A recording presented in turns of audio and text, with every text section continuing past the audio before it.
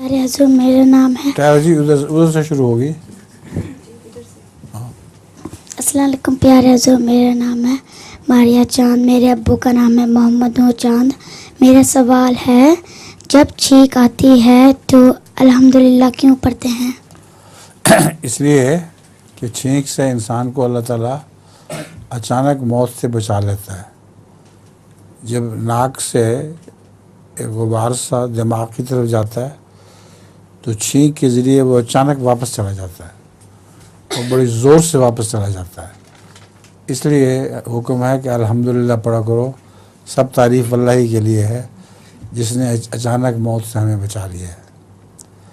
اور جو سنتا ہے وہ کہتا ہے یرحمکم اللہ، اللہ تم پر رحم فرمائے.